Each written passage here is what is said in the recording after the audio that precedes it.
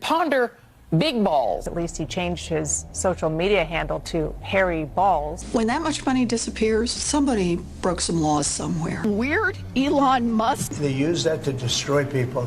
She's a nasty woman. I mean, why in the world should this much power be given to a Federal Reserve that has the authority to create $1 trillion secretly? And Congress says nothing. But who got the money? I don't know. $500 billion and you don't know who got the money? Welcome back to Rattlesnake TV, guys. Things are really heating up in Washington, and Trump and Elon have met in the Oval Office as Trump signed an executive order mandating all federal agencies to work with Doge. If there's not a good feedback loop from the people to the government, and if you have rule of the bureaucrat, or if the bureaucracy is in charge, and then what meaning does democracy actually have? If the people cannot vote and have their will be decided by their elected representatives in the form of the president and the Senate and the House, then we don't live in a democracy, we live in a bureaucracy. So it's incredibly important that we close that feedback loop, we fix that feedback loop, and that the public's elected representatives, the President, the House, and the Senate, decide what happens, as opposed to a large, unelected bureaucracy. In this video, we are going to be going over some media freakouts, some more corrupt agencies and what is being exposed there, as well as a potential audit of the Federal Reserve and what that could mean. But this story is just getting started and it goes way beyond this. Check out what Glenn Beck had to say about the Epstein files. The only thing I care about is the scandal of the pedophiles, and in the next 10 days, you're going to see the Epstein file released. In the next 10 days? Next 10 days. Oh, please. You think in the next 10 days the whole thing's going to be released? Yeah. And what kind of information you have to be able to be that certain about it? I plead the fifth. In the next 10 days? Next 10 days. Oh, please. Yeah. Stop it. Next 10 days. You're teasing millions who want that list. Day number one, Kash Patel walks in. By the end of the day, it will be released. Oh, please. Trust me, guys, you do not want to miss what is coming, and I'm going to be here for it. Glued to my screen with no social life, giving all the latest, so make sure you're subscribed if you're enjoying this sort of news, and also like the video if you want to see this go far and wide. Anyways, the corrupt politicians in Washington, particularly the Democrats, are absolutely terrified of what Elon Musk is finding. Check this out, guys. This is one of the most pathetic things I've ever seen, and no, it's not a parody. Here, as I turn down the audio, sorry about that. Another live event as we are taking a look out of Washington, D.C. as Democrats are protesting the Department of Government Efficiency. That's coming up next. Stay with us. And they're really not hiding their true agenda very well. Look, let me tell you something. I'll take a bit of umbrage here. I'll speak on behalf of my colleagues. I think I can say we are all willing to work with anyone who's serious about doing the work of censoring the American people and advancing progress. That's right. But they are not serious. So guys, not only are we uncovering an incredible amount of extremely damning information, we also get to have a lot of fun while we're doing it and do some serious trolling. Take a deep breath for just a moment and ponder big balls. And Elon has been trolling the media masterfully, and they are walking straight into his trap. He tweeted this video saying that he made them say his name after he changed his name on X to Harry Balls. Now, the disruptor-in-chief, Elon Musk, who apparently has adopted the alias, at least he changed his social media handle to Harry Balls, tweeted this morning, "Democracy in America is being destroyed by judicial coup. An activist judge is not a real judge." And the mainstream media just can't help but continuously take the bait. So I was on Ground News, who are my go-to place for news and information, and also they're sponsoring this video, which is a massive win for me. And we've got this story here. Elon Musk protege 19 appointed senior advisor at the State Department. And one of the cool things about Ground News is you can go and see how all of the articles are being reported left, center, and right. And when we click on the left here, I regret to inform you that a 19-year-old Doge student named Big Balls is now advising the State Department. Musk, teenage staffer Big Balls, now State Department advisor. Report.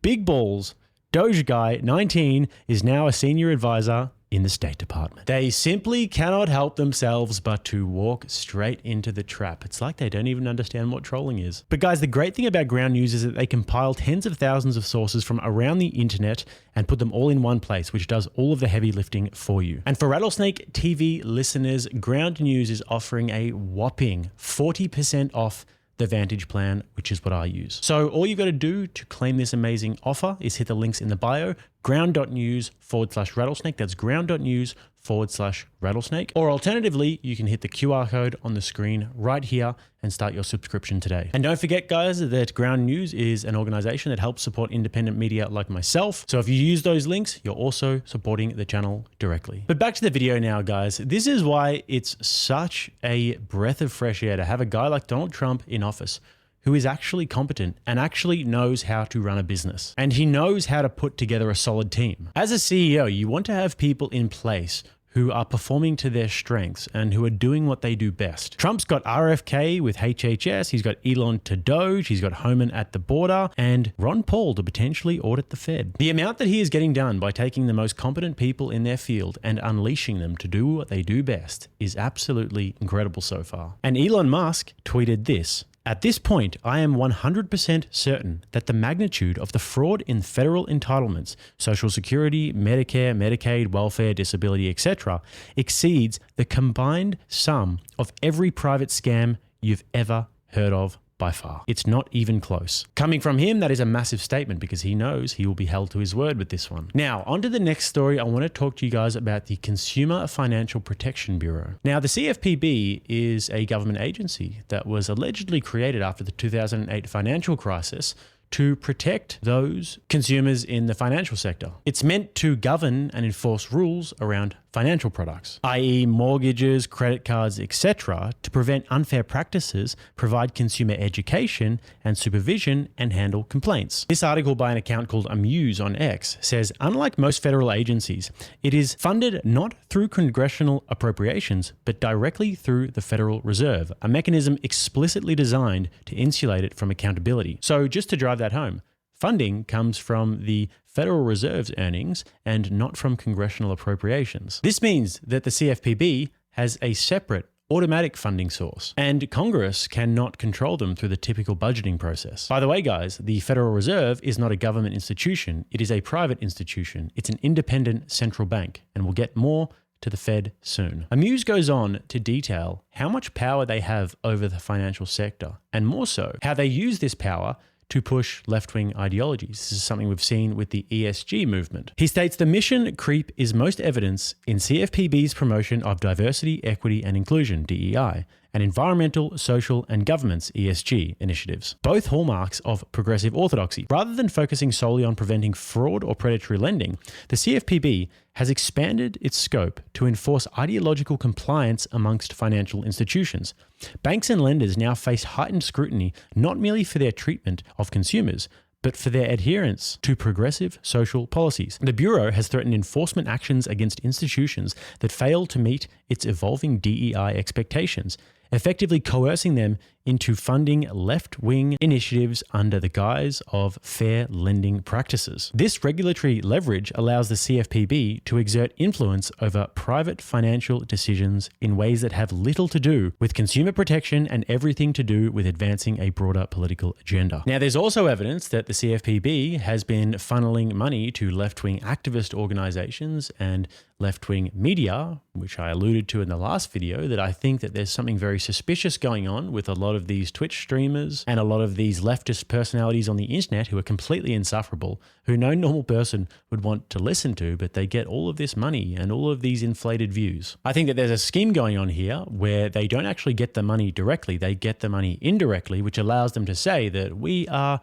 a grassroots organization. We have got all of these different independent donors. We've got a few sort of big whale donors out there. When ultimately, I think some of these people and organizations will actually be funded by taxpayer dollars or by the Federal Reserve, which is just wild. So Elon Musk has come out and said that the CFPB's remaining account balance of $711 million should be returned to the American taxpayer. And here's what Donald Trump had to say about the organization and also about Elizabeth Warren. Mr. President, regarding the Consumer Financial Protection Bureau, Democrats, including Elizabeth Warren, have said that by freezing it, it's giving big banks and giant corporations the green light to scam families. Pocahontas is the faker. That was set up to destroy people. She used that as her little personal agency to go around and destroy people. And she's a fake. Just like she said she was an Indian, and she wasn't an Indian. You have more Indian blood in you than she has. She went to college based on the fact that she was an Indian. She got jobs based on the fact that she was an Indian. She's a fake. That was set up to destroy some very good people, and it worked. I mean, it worked. A lot of great people. I'll tell you, before I ever heard the term, people would come up to me in the Midwest and areas that say, "Sir, I'm being destroyed by them." They use that to destroy people. She's a nasty woman. She's a really nasty woman, despite her phony beer commercial. We did the right thing. That was a very important thing to get rid of. And it was also a waste. I mean, number one, it was a bad group of people running it, but it was also a waste. If you looked at when she really ran it, wow, that was a vicious group of people. They really destroyed a lot of people. And you can confirm it's your goal is to have it totally eliminated, the agency? I would say, yeah, because we're trying to get rid of waste, fraud, and abuse. Now, it's very funny, actually, when you think about how much Pocahontas' views on this have evolved over time. I was talking to someone who spent many years as a prosecutor, and he said, when that much money disappears, it's usually because somebody broke some laws somewhere. But if we don't look, if we don't ask, if we don't uncover it and make it all public, we'll never find out. Where is the criminal investigation that needs to happen here? I haven't seen it. Yeah. I just haven't seen it at all. What the government didn't do is it didn't turn around and say, you lost how much money and you wiped out how many pensions and you wiped out how many jobs. I want to know who did what, whether or not any laws were violated, where the gaps are in the system that would permit this to happen. I want to hold somebody responsible. Responsibility is not just about blame. Responsibility is about making sure we fix this and it will not happen again. But now she seems very, very concerned, actually irate, about Elon being able to go through the finances of her and her friends. For every American who doesn't want some weird Elon Musk suck up searching through your personal private data, this is your fight. Your fight, my fight, our fight, and we will win this fight. Are you ready to say no to Elon Musk? We will fight it out in Congress. We will fight it out in the courts. We will fight it out across this country, and I promise you, we will win. So not suspicious at all, guys. And let's move on now to the Federal Reserve. So Elon Musk has come out and openly endorsed the idea of Ron Paul auditing the Federal Reserve, which is literally like the libertarian's wet dream, and I'm all for it too. And I'll explain why this is so important. The Federal Reserve and this idea of a central bank in the American banking system goes back a long time, all the way to the founding. Alexander Hamilton and the Federalists wanted a central bank in America like the British had. However, the Jeffersonian Republicans were opposed to it because they saw central banks as an institution that could be susceptible to a lot of corruption. And this is not a new struggle, by the way. There have been various central banks that have been created and then abolished throughout American history. So this issue has always been deeply divisive and, like I said, goes all the way back to the founding. Anyways, after the banking crisis of 1907, Wall Street bankers like JP Morgan and Paul Warburg pushed for the creation of a new central bank that would be designed to bail them out during a financial crisis. Now, this was so controversial and such an unpopular thing that they had to meet in secret at a place called Jekyll Island in Georgia to plan this scheme, as well as the propaganda campaign to sell to the public. There's a book called The Creature from Jekyll Island that details all of this. Woodrow Wilson then signed in the Federal Reserve Act into law in 1913, the same year that the modern income tax system was also established with the passage of the 16th Amendment to the United States Constitution. This amendment gave Congress the ability or the power to be able to tax income without apportioning it amongst the states. The Revenue Act of 1913 then implemented the first ever permanent federal income tax in the United States. You might remember 1914 was also the beginning of World War I, and the banks played no small part, let's just say, in World War I. We're not going to go down that rabbit hole, but safe to say that this was a time of much change. And Woodrow Wilson ended up deeply regretting the formation of the Fed. Quote, "I am a most unhappy man. I have unwittingly ruined my country. A great industrial nation is controlled by its system of credit. Our system of credit is concentrated. The growth of the nation, therefore, and all our activities are in the hands of a few men. We have come to be one of the worst ruled, one of the most completely controlled and dominated governments in the civilized world. No longer a government by free opinion, no longer a government by conviction and the vote of the majority, but a government by the opinion and the duress of a small group of dominant men." So for over a century, the Fed has overseen the financial system of the United States. And with that context, let's now have a listen to what Ron Paul thinks about the Fed, why it should be audited, and even abolished. Although I've been talking about it for decades and arguing that we had a financial system that was very friable, very vulnerable, and it was the Fed that was creating the bubbles. And therefore, we should be looking into it and preventing these problems rather than waiting for cataclysmic financial crisis to hit. But and there were more than a few talking about that. But nevertheless, Congress and others were receiving too much benefit by a secretive Federal Reserve System that created money out of thin air and was able to finance big government. So there were two groups over on the Hill that loved this setup.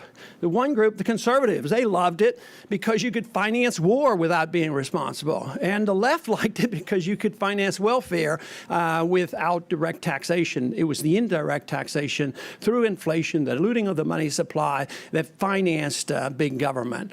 And the question, the best answer I have about defending my bill is asking a question: why not? I mean, why in the world should this much power be given to a Federal Reserve that has the authority to create $1 trillion secretly? And Congress says nothing. I mean, why not? I mean, it just means that it just makes so much sense. So the sentiment has changed. It wasn't because all of a sudden the people woke up and decided the Federal Reserve indeed needed to be audited and we needed to know more about the Federal Reserve.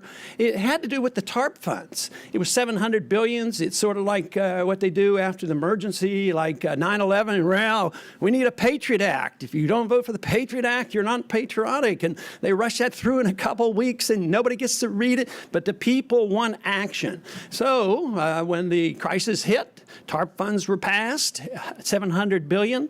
There's still a bunch of it floating around, but all of a sudden, some of those funds got into the hands of unsavory characters, like people who ruined their companies, and they ended up getting hundreds of millions, if not billions of dollars in bonuses coming from the American taxpayer.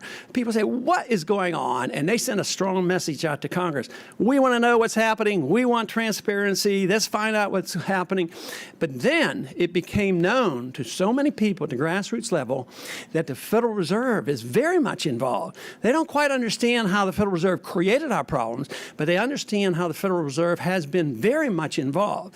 So though I have a different motivation for transparency overall because of the monetary system and what's been going on for years, right now the motivation is to know what kind of shenanigans the Federal Reserve has been up to and how they've been wheeling and dealing and bailing out their friends. Congress deals in hundreds of billions of dollars. The Federal Reserve deals in trillions. And it is we don't know exactly how much line of credit, guarantees, and direct loans that they have made and promised. And it's estimated could be $3 or $4 trillion in the past year, but we don't know exactly. So the real necessity is for us to find out, and then we deal with the aftermath. I'm excited about the interest going on, in people talking about it, and I think at times, I've always guarded against over expectation. We're saying, boy, we have it. And I'd much rather be surprised that things turned out much better than I said. And in a way, the attention right now that we're getting on this issue, it surprises. It still is a big surprise, even though, why didn't they do it a long time ago? Why did we ever get the Federal Reserve?